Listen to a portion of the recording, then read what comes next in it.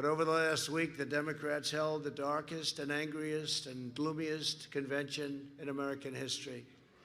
They spent 4 straight days attacking America as racist and a horrible country that must be redeemed. Joe Biden grimly declared a season of American darkness. And yet, look at what we've accomplished. Until the plague came in, look at what we've accomplished. And now we're doing it again.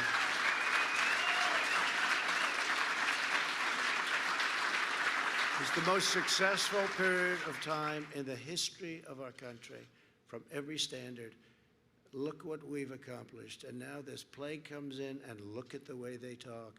But look at what's happening, and look at how we're shooting up. We call it a super V. It's no longer a V, it's a super V. And they didn't think that could happen, and they're probably not happy about it. They want to punish America and its citizens instead of holding them high. Where Joe Biden sees American darkness, I see American greatness. We've seen heroic doctors and nurses racing into action to save lives. We've seen first responders helping strangers in need. We've seen the passage of historic legislation to save 50 million American jobs.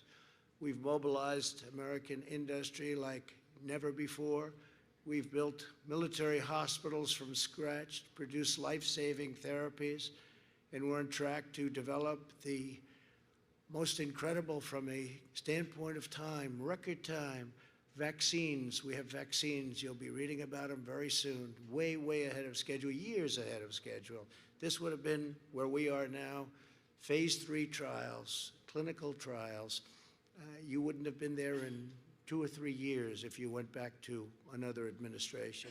It's time to reject the anger and the hate of the Democrat Party. We have the biggest election coming up of our lifetime.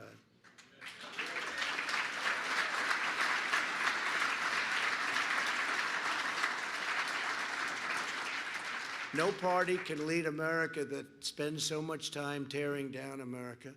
But the biggest part of last night's speech was what Joe Biden didn't talk about.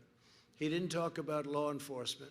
He didn't talk about bringing safety to Democrat-run cities that are totally out of control and they have no clue. China was never mentioned in any way, shape, or form.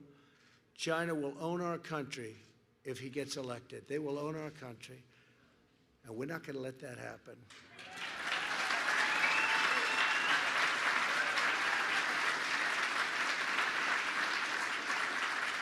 And you've seen the intelligence reports. China very much wants Joe Biden to win.